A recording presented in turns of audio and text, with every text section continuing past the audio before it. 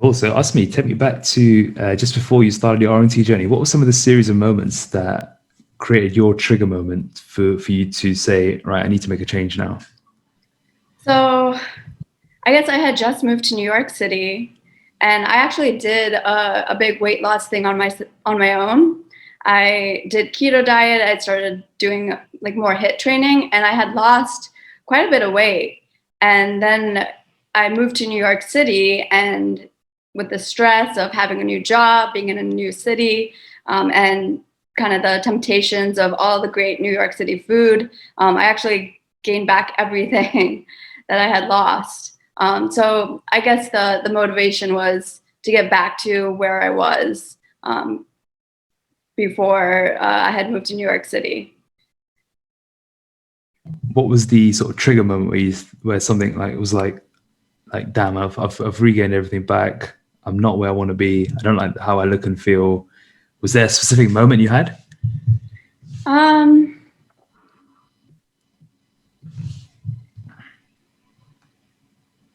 not sure if it was more like that. It was more like me thinking what I could be and like what the possibilities were.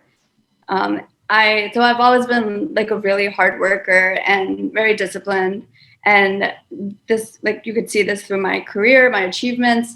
But I guess my whole goal for getting in shape was I wanted that to be like visible. Like I wanted to be like a very fit person. So someone would see me and say, she's really fit. She must be really disciplined.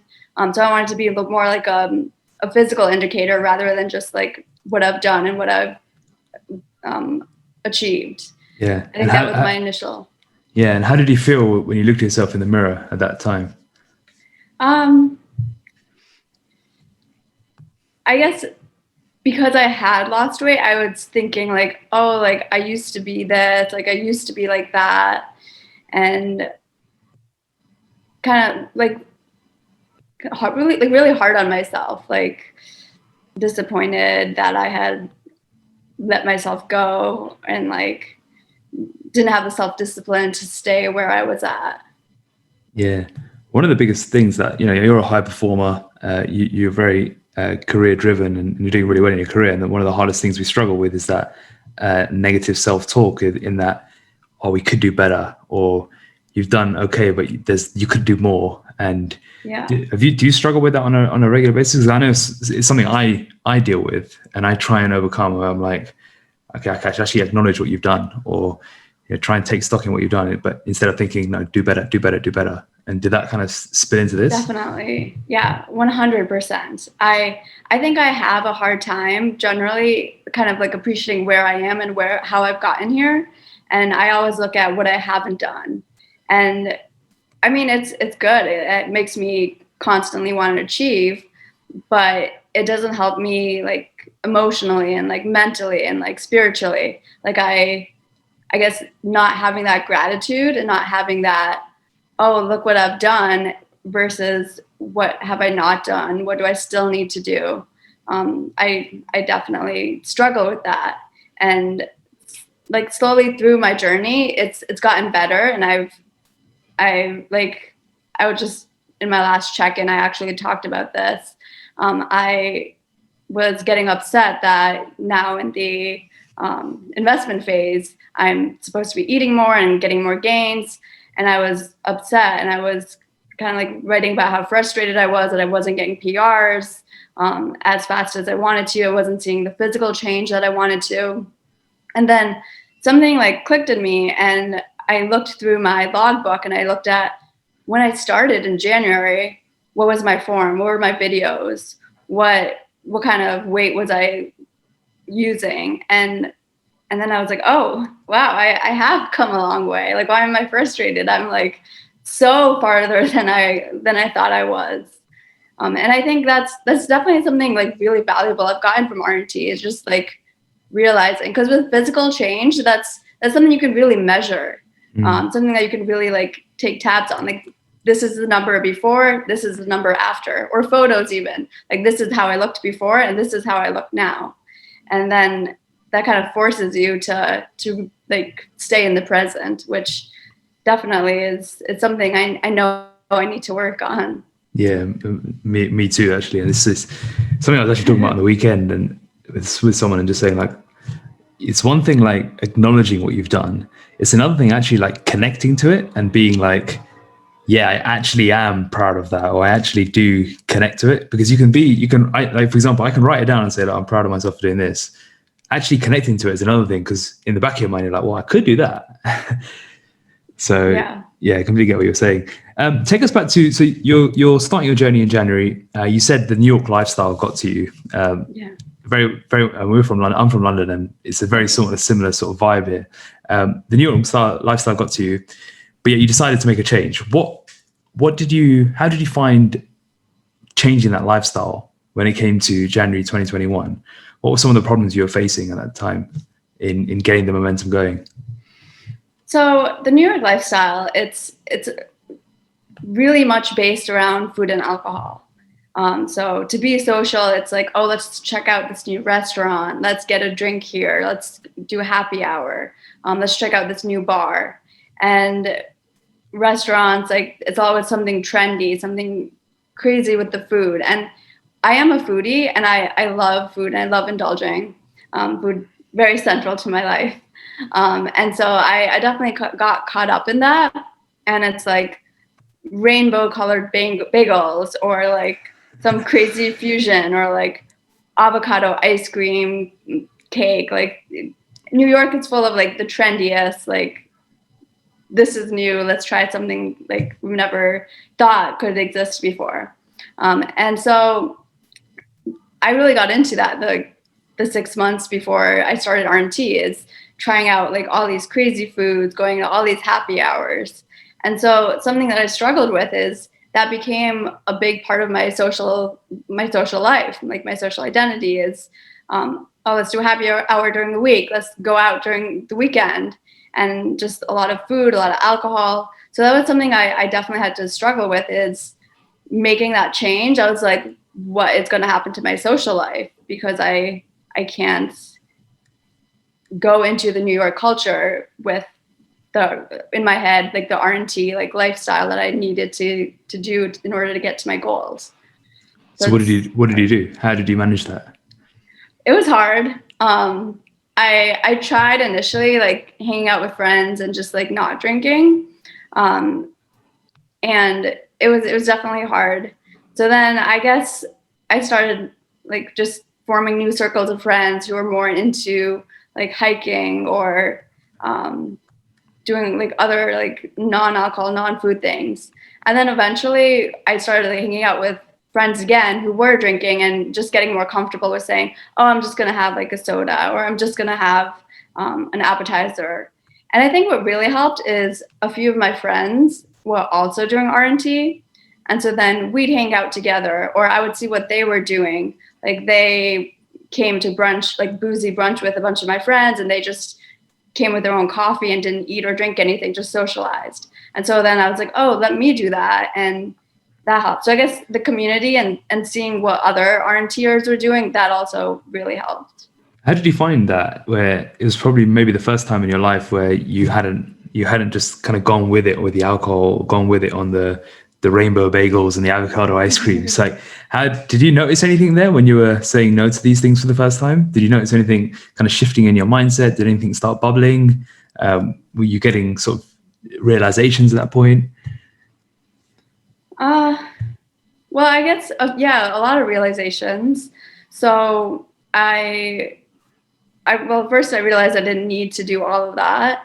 And also now that I'm investing, I can eat more calories and go out and kind of like be more mindful, is something that I've realized. Like, I don't have to eat the entire dessert. I can just have a few bites, or I can drink, but just skip dessert. Like, I don't have to do both of them. So that was one thing.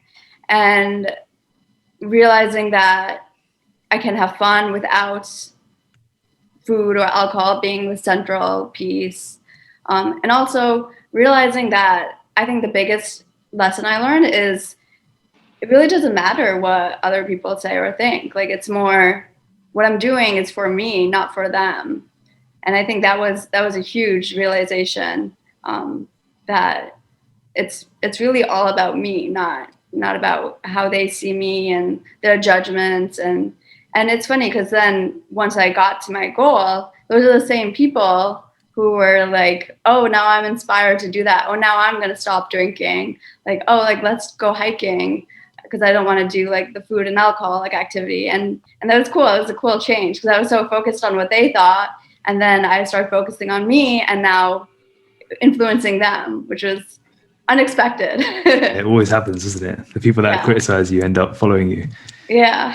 Fantastic. So you started the process, you started making those changes, and then you made the push to get into the shape of your life. And now one thing you did, which was very popular in the RNT community, was published the blog around your grind insights, how you were finding the grind, what you were learning about yourself, what was some of the muck that was uncovering. Are you able to share some of these realizations and some of the muck that was bubbling within you that potentially you hadn't been able to realize before starting the journey?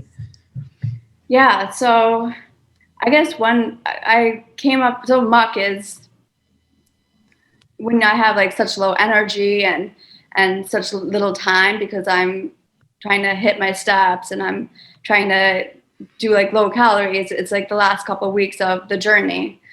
So given my low energy and low time, I started like realizing what I had to do and like kind of like becoming an essentialist is what I think I've heard in the RNT community. Yeah. Where I'm realizing like what needs to be done and how I can do it with the little energy and time I have. And so that's when I like started cutting out all the fluff and seeing like, oh, I'm getting frustrated and I'm losing energy because I'm getting so upset about something that's being done.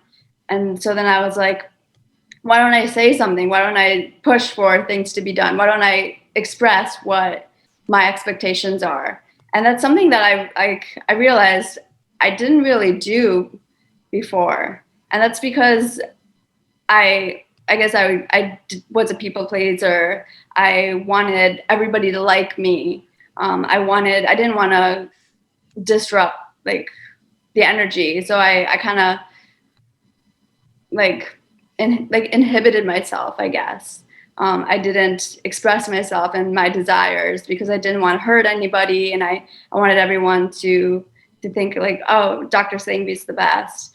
But then I was realizing with my low energy and time, like I didn't have time for that. Like I didn't have the energy to deal with the negative emotions from the stress that I was getting when I wasn't speaking my truth and saying what I want.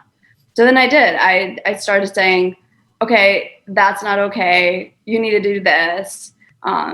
This is how this needs to work. Like you need to stop doing this. And at first it felt weird. Like I was like, and everybody reacted. They were like, oh, like, but then, I mean, things started happening the way they should have been happening. And I didn't have to lose energy and stress out and deal with time. So it was great. And it's something that I'm like now really trying to work on. So that I would say that was my biggest muck is me not expressing myself when I needed to be because I wanted to keep the peace, or me not me like worrying more about how others thought of me rather than saying this is how things need to be done. And in my head, like growing up, like I think society says like women need to be like nice and like sweet. And so I guess I had that in my head, like this is how I need to be. I need to be like the feminine energy of like sweet and like nurturing. But then I was realizing that in some situations, like that's not enough. Like you need to be more assertive, more aggressive. So I would say that is the biggest thing that came from the muck and the grind. And so it's a really interesting one. And it's one that once you realize it, you realize just how much potential you have in your life. And the other thing is actually applying it. Like it's one thing to realize that, but to apply it like you have is another step. We hear a lot of people who struggle with, speaking out and standing for what they believe in. Talk us through some of those first occasions of doing so, and how do you continue to remind yourself to do so? Because if that's such an ingrained habit for yourself, when you are in a normal phase like you are now in the investment phase, where you aren't limited on time and you have much more energy and you have more abundance, how do you then continue to implement it to make sure it becomes a rewiring so you don't fall into those bad habits again? So it's hard. It's definitely hard. And something that I like realized would help me is just more like self-awareness and self-auditing, I guess, where journaling, I write things down. I focus on what is my goal and how can I get there? And kind of like reminding myself like once a week, twice a week, this is what I need. This is what I need to do to get to this specific goal. And so then that helps, just like constantly reminding myself. And I hope that eventually it becomes ingrained. But yeah, you're right. It's definitely something that I need to work on. But a lot of like reflection and journaling to kind of help me apply it. Do you do any affirmation? Yeah, I do actually. I started actually using affirmations during RNT. My RNT coach, he actually helped me come up with some affirmations when I was starting the grind, and I was thinking, why am I doing this? And I that's what I messaged him. I was like, I can't remember why I was doing this. And then he gave me a few. He was like, because you're I wrote them down. Let me read them. Because I am in control of my body and mind, I achieve the goals I set for myself. I know my limits from taking myself extra. I am proud of the body I have, and I am proud of the person I am. And I made that the background of my phone so I can constantly be reminded. That's brilliant. And how long have you been doing that for now? So I finished the grind in May, so now it's been 3 months. Okay. And how do you, and this is a personal question, how do you combine the saying of the affirmation with really connecting to it? If that makes sense. It kind of comes back to what we were speaking about earlier. What do you do to really connect to the emotion of it? So with putting it on my phone, because I'm on my phone constantly. So every time I open my phone, that's what I see. It's my affirmations. And I guess so I meditate. I do transcendental meditation where I do 20 minutes in the morning and 20 minutes at night. And at the end of the meditation, I think about like where I want to be.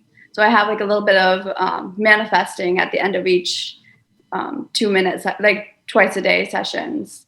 And that's when I think about it. And I think where would I want to be in X amount of time that I would be proud of the person I am and proud of the goals that I'm making and striving towards those goals. So yeah, I think about it like seriously twice a day because of that. How do you, how's meditation helped you? Oh my gosh, so many ways. I've been doing it for some time now. I take on a lot of projects, and I'm constantly doing like 5 million things at a time. So I'm very like kind of like mentally scattered all over the place sometimes. And also I love to challenge myself. So I'm always like making higher and higher goals, which is great for my personal development, but it brings on so much stress. And I would say stress has always been my biggest issue. And it's really kind of made me slow down and focus and deal with the stress. Like the amount of sleep I need is less. Like the stress the day-to-day stress that sometimes at work with patients. Now it used to like bother me, but since I've like really implemented the meditation, now it's just like, oh, this is something that's happening. Can I do something about it? If not, I do it. If not, I'm just like, oh, I can't do anything about it. Then let me focus on something else. Like, it's a very, very different mindset, and it's amazing what just 40 minutes a day can do to you. Do you find that the busier you are, the more you need it? Oh, 100%. Yeah. And sometimes I think I'm like, oh, I don't have time to do this. But I remember some quote that goes on in the internet. It's like, everybody should meditate 30 minutes a day. Unless you're too busy, then you should meditate an hour. Yeah. Yeah, so and true. Go on. And I remember that, and I'm like, okay, I'm really busy. Let me do it. Yeah, because it takes a while for the mind to calm down and actually get to that still point. And the busier you are, the longer it takes almost to get there, right? So you need that extra time. Just circling back to some of the realizations in the Muck you faced, you mentioned that was the biggest one you had. Was there any other significant ones that you faced and you've realized that you're implementing now in the investment phase? Yeah, so going back to what motivated me to start RNT is how I wanted to visually be like somebody who people would say, oh, she works out, she's disciplined, she's a hard worker. And something I realized in the Muck is this, like, I guess my why changed. My why was, and pretty much like everything I was doing was focused on how other people would see me. So I guess that initial obstacle of, oh, if I don't drink, if I don't eat all these crazy foods like everybody else is, what would they think of me? I guess I was so focused initially on what everyone else thought of me, and that's kind of what drove me.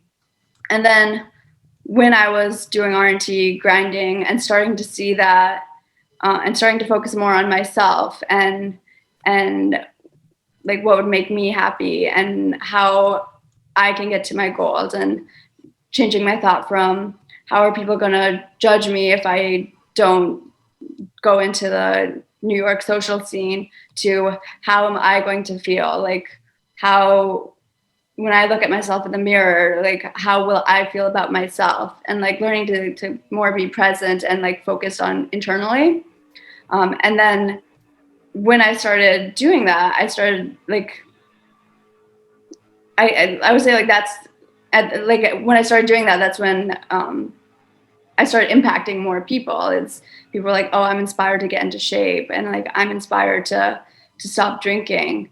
And so I realized that while I still do want to have an impact on other people, I would get a better like effect and better outcomes by focusing on me and me being the change and doing what, like me being a role model, I guess, and focusing on my desires and my wants, and doing that would have a bigger effect and a better effect on other people. So not how others see me, but how I can influence people. Yeah, it's amazing. In a positive way. Amazing. What have been some of the most difficult moments you've had on the journey, whether it regards to whether it's lifestyle, training, nutrition, mindset? Have you had it? What have some of been the biggest obstacles for you? I think I would say mindset. And I would say the biggest obstacle was I was doing a lot and not, because I'm very like instant gratification. Like that's why I went into my field, because somebody comes in, you put fillers, you do Botox, and it's pretty quickly they change. So that's just kind of my mindset. Is I'm very much about instant gratification. So when I'm doing this and I'm putting in all the work and I'm not seeing results immediately, like I get frustrated. And so like learning to enjoy the process and the journey rather than getting so focused on the goal. And that helped a lot, because when I was like on the scale, looking at pictures, I was like, yesterday I was this, but realizing that it's not about like day to day, it's about the long term and consistency. So instead of wanting long term and focusing on goals, learning to appreciate the journey and the process, and learning really the value of consistency and time. Yeah, that's a really difficult mindset to break out of if you've been ingrained into it. Yeah. And I'm assuming something like meditation, slowing down, learning in the investment phase, these are like almost paradoxical behaviors Yeah. for someone who wants the quick. Yeah, definitely. Definitely had to change my mindset. And I'm learning that like mindset really is everything. Like you can change your life if you just change your mindset. You can change the trajectory, you can change your happiness level, your mood. Mindset plays such a big role. Switching gears to the investment phase, how have you found embracing weight training, embracing strength gains, especially as a woman? And speaking to fellow women listening, what's been some of the benefits you found from weight training and being progressive with your strength training? So first and foremost, just so much confidence. Like, yeah, I can leg press 4 times my weight. Like that's amazing. Never thought that was possible. So I would say that's a big one too, is realizing things that you didn't think were possible are actually possible, and even something you can go better than. Because each time I surprise myself in the gym, I'm like, oh, what else can I do? And so really I would say that's the biggest. And then also just how you feel, like the amount of energy I have, the way I look, I'm so happy about it. Like it's going to the gym is now like the happiest I am in my week is seeing the gains and hitting PRs, and it's really like confidence boosting. Were you a big gym goer before? I did some like a little bit of weightlifting for like a few months before I did RNT, but I think a big difference is I wasn't really pushing myself. I was just like kind of sticking to the weight. And then my RNT coach would be like, he would see my videos and he was like, oh, that's too low. You can go higher. And I was like, oh, are you sure? And he's like, yeah, I can see like you're still like doing those last few reps like easily. And he's like, challenge yourself. So having somebody kind of challenge your status quo and being like, no, you can do more. I expect better than that. I would say that was the biggest shift with RNT, because I was just like, I guess like playing small in the gym. I was just like, oh, I'll just do this like comfortable weight and just like stay here. And so I wasn't really seeing gains. I was just like maintaining, I guess. It's one of our favorite things to say is when we see a video, we're like, actually got 10 more reps to go. Keep going. Well, where's the second half of the video? So yeah, no, it's great. There's so many benefits to strength training that go beyond just aesthetics. And I think once you learn how to train hard as well, it just becomes for me, it's like another form of meditation. Yeah. So speaking of mindset and emotional improvements and the spiritual improvements that you mentioned, how has the physical been the vehicle for you? So I would say in a lot of ways. So something that I kind of like took from this and like a realization, I guess, is there's a difference between self-confidence and self-esteem. So self-confidence is you look good, you can like do things like your abilities. And I think I did get that when I had done my initial weight loss before I hit RNT. And you can see that like even like in work, like when I'm helping someone's skin look better or like bone structure better, like you can give them like self-confidence.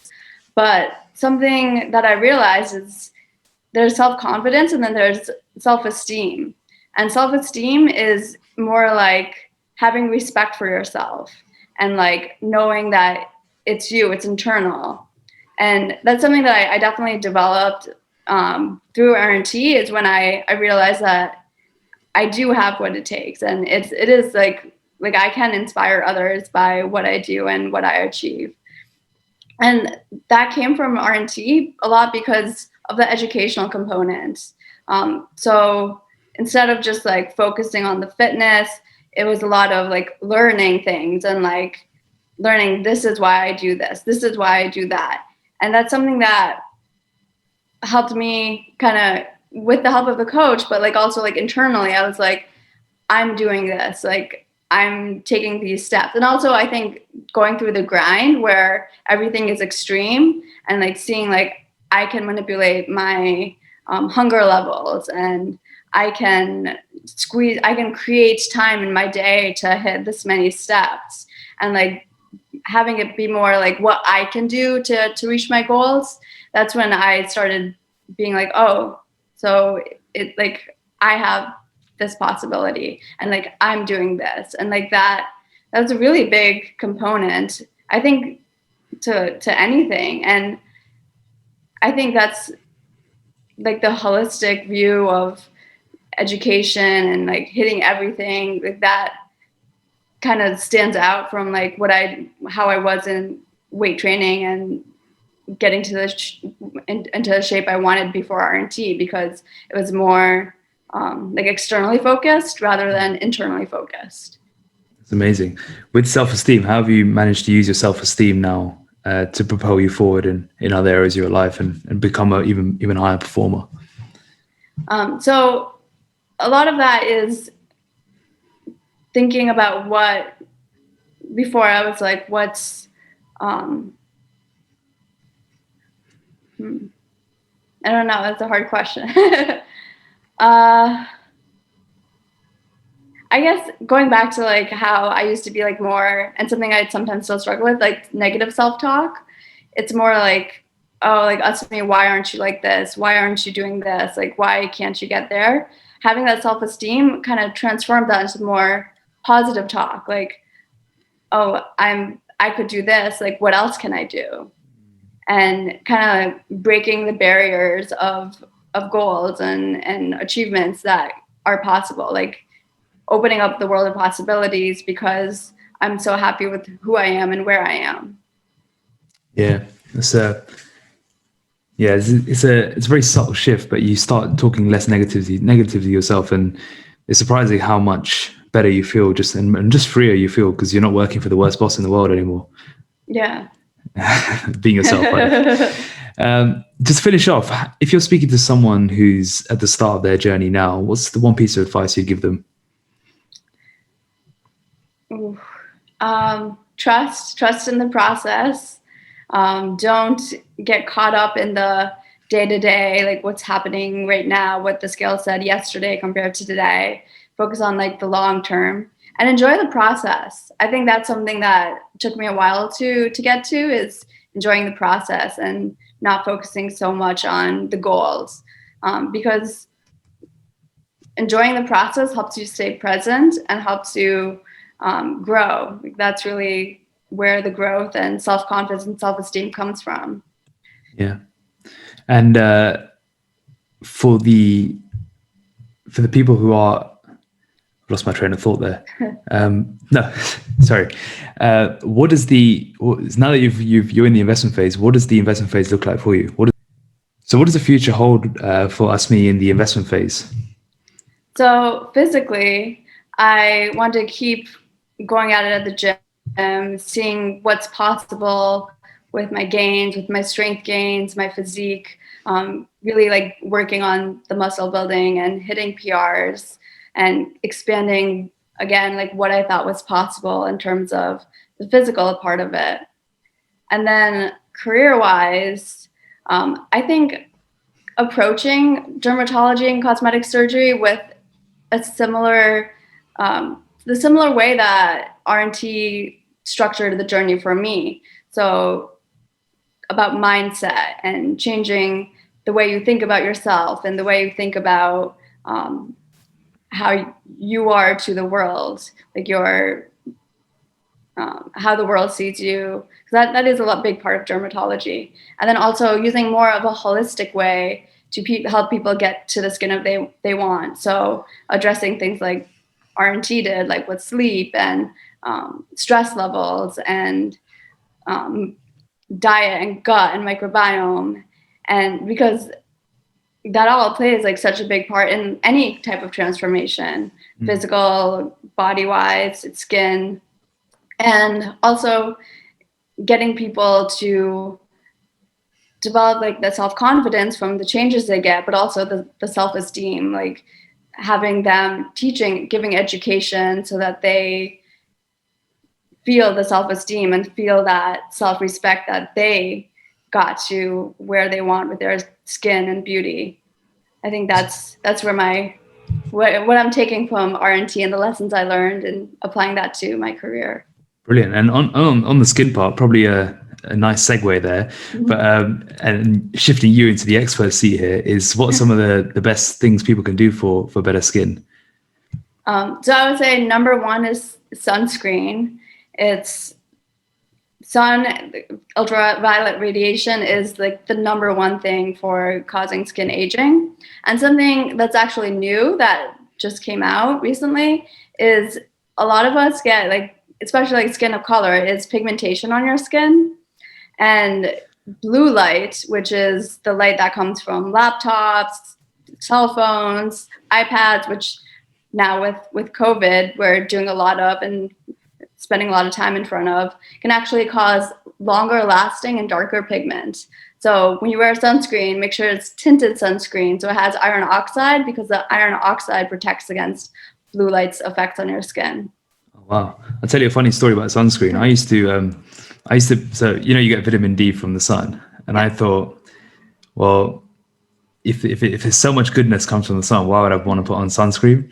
So I used to make this thing, especially when I'm on holiday, when the sun's really, really hot. I'd go out around like midday. I'm like, I'm going to get all my vitamin D now, but I'm not going to put any sunscreen on. I'm going to be there for an hour or two, and then I'll put on the sunscreen. And I remember when I told Dr. Double Banasali, I told him that, and he was just like, dude, that is the worst thing you can ever do. So yeah, it's funny that you said it's the number one thing to protect yourself. And I'm assuming that's whether it's summer or winter, right? It doesn't matter.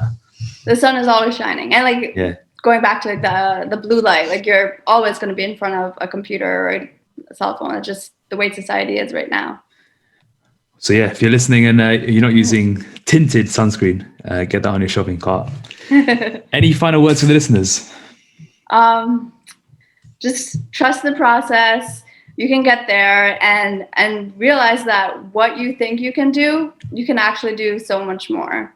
I would say that's huge, is expanding your idea of possibilities. Awesome. Thanks so much for sharing your story, Asmi. Mm-hmm.